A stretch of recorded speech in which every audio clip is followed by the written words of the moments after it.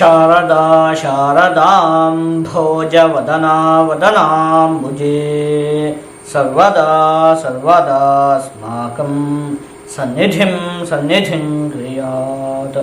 ಸಮಸ್ತ ವೀಕ್ಷಕರಿಗೂ ಜೂನ್ ತಿಂಗಳ ಧನಸ್ಸು ರಾಶಿಯ ಮಾಸ ಭವಿಷ್ಯದ ಕಾರ್ಯಕ್ರಮಕ್ಕೆ ಸುಸ್ವಾಗತ. ನಾವು ಮೊದಲಿಗೆ ಈ ಮಾಸದಲ್ಲಿ ನಡೆಯುವಂತಹ ಗ್ರಹಗಳ ಬದಲಾವಣೆಗಳ ಬಗ್ಗೆ ತಿಳಿದುಕೊಳ್ಳೋಣ. ಈ ತಿಂಗಳ 6ನೇ ತಾರೀಕಿನಂದು ಕುಜಗ್ರಹ ಸಿಂಹ ರಾಶಿಗೆ, ಬುಧಗ್ರಹ 6ನೇ ತಾರೀಕಿನಂದು ಮಿಥುನ ರಾಶಿಗೆ, 22ನೇ ತಾರೀಕಿನಂದು ಕಟಕ ರಾಶಿಗೆ, ರವಿಗ್ರಹ 15ನೇ ತಾರೀಕಿನಂದು ಮಿಥುನ ರಾಶಿಗೆ, ಶುಕ್ರಗ್ರಹ 29ನೇ ತಾರೀಕಿನಂದು ವೃಷಭ ರಾಶಿಗೆ ಪ್ರವೇಶವನ್ನು ಮಾಡ್ತಾ ಇರುವಂಥದ್ದು. ಇದಿಷ್ಟು ಕೂಡ ಈ ಮಾಸದಲ್ಲಿ ನಡೆಯುವಂತಹ ಪ್ರಮುಖವಾದ ಗ್ರಹಗಳ ಬದಲಾವಣೆ. ನಾವೀಗ ಇದನ್ನೆಲ್ಲ ಆಧರಿಸಿ ಈ ಜೂನ್ ತಿಂಗಳಲ್ಲಿ ಧನಸ್ಸು ರಾಶಿಯವರಿಗೆ ಯಾವ ರೀತಿಯಾದಂತಹ ಫಲ ಪ್ರಾಪ್ತಿಯಾಗಲಿದೆ ಅಂತ ಹೇಳಿ ಒಂದೊಂದಾಗಿ ನೋಡ್ತಾ ಹೋಗೋಣ. ಮೊದಲನೇದಾಗಿ ಶುಕ್ರಗ್ರಹ ನಿಮಗೆ ಪಂಚಮ ಭಾವದಲ್ಲಿ ಸ್ಥಿರವಾಗಿರುವಂಥದ್ದು, ಹಾಗೆ ಬೃಹಸ್ಪತಿ ಗ್ರಹ ಸಪ್ತಮ ಭಾವದಲ್ಲಿ ಸ್ಥಿರವಾಗಿರುವಂಥದ್ದು. ಆ ಸಂದರ್ಭದಲ್ಲಿ ಮತಿಸ್ತಸ್ಯ ಬಹ್ವಿ ಅಂತ ಹೇಳಿ ಹೇಳಿರುವಂಥದ್ದು. ಹಾಗಾಗಿ ಈ ಮಾಸದಲ್ಲಿ ನಿಮ್ಮ ಬುದ್ಧಿಶಕ್ತಿ ಎನ್ನುವಂಥದ್ದು ಬೆಳಕಿಗೆ ಬರುತ್ತೆ.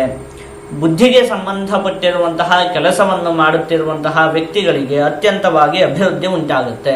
ಅಂದರೆ ವಿಜ್ಞಾನಿಗಳಾಗಿರಬಹುದು, ಸಂಶೋಧಕರಾಗಿರಬಹುದು, ಕಾದಂಬರಿ, ಕಥೆ, ಕವಿತೆ ಮೊದಲಾದವುಗಳನ್ನು ಬರೆಯುವಂತಹ ವ್ಯಕ್ತಿಗಳಾಗಿರಬಹುದು, ಶಿಕ್ಷಕರಾಗಿರಬಹುದು, ಈ ರೀತಿಯಾಗಿ ಬುದ್ಧಿಗೆ ಸಂಬಂಧಪಟ್ಟಿರುವಂತಹ ಕೆಲಸವನ್ನು ಮಾಡ್ತಾ ಇರುವಂತಹ ಎಲ್ಲ ವ್ಯಕ್ತಿಗಳಿಗೂ ಕೂಡ ಅಭಿವೃದ್ಧಿ ಅನ್ನುವಂಥದ್ದು ಉಂಟಾಗುತ್ತೆ. ಪಂಚಮ ಭಾವದಿಂದಾಗಿ ನಾವು ಪ್ರಜ್ಞಾ, ಪ್ರತಿಭಾ, ಮೇಧ, ವಿವೇಕ ಶಕ್ತಿ, ಪುರಾತನಂ ಪುಣ್ಯಂ ಅಂತ ಹೇಳಿ ಈ ಎಲ್ಲ ವಿಚಾರಗಳನ್ನು ಕೂಡ ಯೋಚನೆ ಮಾಡ್ತೀವಿ. ಅದರಲ್ಲಿ ಪ್ರಜ್ಞಾ, ಪ್ರತಿಭಾ, ಮುಖ್ಯವಾಗಿ ಪ್ರತಿಭಾ ಸ್ಥಾನ ಪಂಚಮ ಸ್ಥಾನ ಅಂತ ಹೇಳುವಂಥದ್ದು. ಹಾಗಾಗಿ ಅಲ್ಲಿ ಶುಕ್ರಗ್ರಹದ ಸ್ಥಿತಿ ಇರೋದ್ರಿಂದಾಗಿ ನಿಮ್ಮ ಪ್ರತಿಭೆ ಅನ್ನುವಂಥದ್ದು ಬೆಳಕಿಗೆ ಬರುತ್ತೆ. ಪ್ರತಿಭಾವಂತರಿಗೆ ಅವಕಾಶ ಪ್ರಾಪ್ತಿ ಆಗುತ್ತೆ.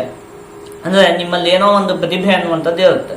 ಹಾಡನ್ನು ಹೇಳುವಂಥದ್ದು ಇರಬಹುದು, ಅಥವಾ ನಟನೆಯನ್ನು ಮಾಡುವಂಥದ್ದು ಇರಬಹುದು, ಈ ರೀತಿಯಾಗಿ, ಅಥವಾ ಏನೋ ಕವಿತೆ ಕವನಗಳನ್ನು ಬರೆಯುವಂಥದ್ದು ಇರಬಹುದು. ಈ ರೀತಿಯಾಗಿ ನಿಮ್ಮಲ್ಲಿ ಏನೋ ಒಂದಷ್ಟು ಪ್ರತಿಭೆಗಳಿರುತ್ತೆ. ಆದರೆ ಅದಕ್ಕೆ ಒಂದು ಅವಕಾಶ ಅಂತ ಹೇಳುವಂಥದ್ದು ಸಿಗ್ತಾ ಇರುವುದಿಲ್ಲ. ಈ ರೀತಿಯಾದಂತಹ ಸಮಸ್ಯೆಗಳು ಇದ್ದಂತಹ ಪಕ್ಷದಲ್ಲಿ ಪ್ರತಿಭಾವಂತರಿಗೆ ಈ ಮಾಸದಲ್ಲಿ ಅವಕಾಶ ಅಂತ ಹೇಳುವಂಥದ್ದು ಪ್ರಾಪ್ತಿಯಾಗುತ್ತೆ. ಇನ್ನು ವಿದ್ಯಾರ್ಥಿಗಳಿಗಂತೂ ಈ ಮಾಸ ಅತ್ಯಂತ ಉತ್ತಮವಾಗಿದೆ. ಅದರಲ್ಲೂ ಕೂಡ ಸ್ಪರ್ಧಾತ್ಮಕವಾದ ಪರೀಕ್ಷೆಗಳಿಗೆ ತಯಾರಿಯನ್ನು ಮಾಡ್ತಾ ಇರುವಂತಹ ವಿದ್ಯಾರ್ಥಿಗಳಿಗೆ ಅತ್ಯಂತ ಉತ್ತಮವಾಗಿದೆ. ಇನ್ನು ಏಕಾದಶ ಭಾವದ ಅಧಿಪತಿಯಾಗಿ ಪಂಚಮ ಭಾವದಲ್ಲಿ ನಿಮಗೆ ಶುಕ್ರಗ್ರಹದ ಸ್ಥಿತಿ ಇರುವುದರಿಂದಾಗಿ ನಿಮ್ಮ ಬುದ್ಧಿಶಕ್ತಿ ಅಂತ ಹೇಳುವಂಥದ್ದು ಒಂದನೇದು ಹೆಚ್ಚಾಗುತ್ತೆ. ಅದರಲ್ಲೂ ಕೂಡ ವ್ಯಾಪಾರ ಮತ್ತು ವ್ಯವಹಾರದಲ್ಲಿ ನಿಮಗೆ ಒಂದಷ್ಟು ಅಭಿವೃದ್ಧಿ ಉಂಟಾಗುತ್ತೆ. ನಿಮ್ಮ ಬುದ್ಧಿಶಕ್ತಿಯಿಂದ ನಿಮಗೆ ಒಂದಷ್ಟು ಲಾಭ ಅಂತ ಹೇಳುವಂಥದ್ದು ಉಂಟಾಗುತ್ತೆ. ನೀವು ಮಾಡ್ತಾ ಇರುವಂತಹ ವ್ಯಾಪಾರ ವ್ಯವಹಾರದಲ್ಲಿ ಏನೋ ಒಂದಷ್ಟು ಹೊಸದಾದಂತಹ ಉಪಾಯವನ್ನು ಮಾಡ್ತೀರಿ. ಅದರಿಂದಾಗಿ ನಿಮಗೆ ಒಂದಷ್ಟು ಲಾಭ ಅಂತ ಹೇಳುವಂಥದ್ದು ಉಂಟಾಗುತ್ತೆ. ಇಷ್ಟು ದಿವಸವೂ ಕೂಡ ಅದೇ ಒಂದು ಉದ್ಯೋಗವನ್ನು ಮಾಡ್ತಾ ಇದ್ರೂ ಕೂಡ, ಅದೇ ಒಂದು ವ್ಯಾಪಾರ ವ್ಯವಹಾರಗಳನ್ನು ಮಾಡ್ತಾ ಇದ್ರೂ ಕೂಡ ಏನೋ ಬುದ್ಧಿಶಕ್ತಿಯನ್ನು ಉಪಯೋಗಿಸಿ ಅದರಲ್ಲಿ ಒಂದು ಸ್ವಲ್ಪ ಬದಲಾವಣೆಗಳನ್ನು ಮಾಡಿಕೊಂಡಂತಹ ಪಕ್ಷದಲ್ಲಿ ಅದರಲ್ಲೆಲ್ಲ ತುಂಬ ಚೆನ್ನಾಗಿ ಲಾಭ ಅಂತ ಹೇಳುವಂಥದ್ದು ಉಂಟಾಗುತ್ತೆ.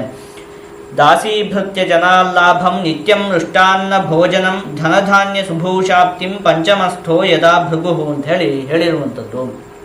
ನಿಮ್ಮ ಸುತ್ತಮುತ್ತ ಇರುವಂತಹ ವ್ಯಕ್ತಿಗಳಿಂದ, ನಿಮ್ಮ ಸಹೋದ್ಯೋಗಿಗಳಿಂದ, ಜೊತೆಗೆ ನಿಮ್ಮ ಕೈ ಕೆಳಗಡೆ ಕೆಲಸವನ್ನು ಮಾಡ್ತಾ ಇರುವಂತಹ ವ್ಯಕ್ತಿಗಳಿಂದ ನಿಮಗೆ ಒಂದಷ್ಟು ಲಾಭ ಅಂತ ಹೇಳುವಂಥದ್ದು ಉಂಟಾಗುತ್ತೆ.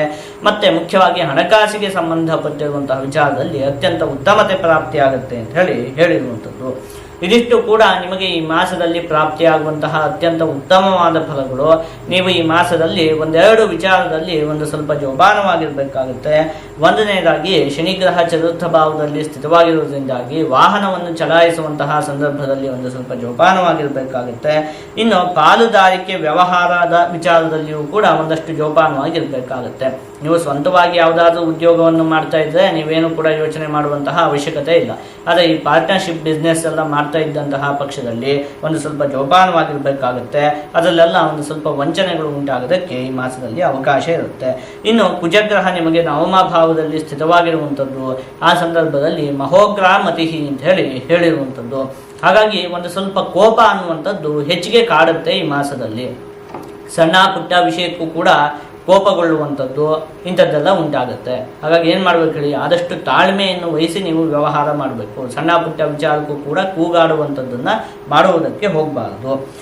ಇದಿಷ್ಟು ಕೂಡ ನಿಮಗೆ ಈ ಮಾಸದಲ್ಲಿ ಪ್ರಾಪ್ತಿಯಾಗುವಂತಹ ಫಲಗಳು. ನಾವೀಗ ಇದನ್ನೆಲ್ಲ ಒಟ್ಟುಗೂಡಿಸಿ ಒಂದೊಂದೇ ವಿಚಾರದಲ್ಲಿ ಈ ಮಾಸದಲ್ಲಿ ನಿಮಗೆ ಯಾವ ರೀತಿಯಾದಂತಹ ಫಲ ಪ್ರಾಪ್ತಿಯಾಗುತ್ತೆ ಅಂತ ಹೇಳಿ ನೋಡ್ತಾ ಹೋಗೋಣ. ಮೊದಲನೇದಾಗಿ ಆರೋಗ್ಯಕ್ಕೆ ಸಂಬಂಧಪಟ್ಟಿರುವಂತಹ ವಿಚಾರದಲ್ಲಿ ಈ ಮಾಸ ಉತ್ತಮವಾಗಿದೆ. ಇನ್ನು ಕುಟುಂಬ, ವಿದ್ಯೆ ಮತ್ತು ಹಣಕಾಸಿಗೆ ಸಂಬಂಧಪಟ್ಟಿರುವಂತಹ ವಿಚಾರದಲ್ಲಿಯೂ ಕೂಡ ಈ ಮಾಸ ಉತ್ತಮವಾಗಿದೆ.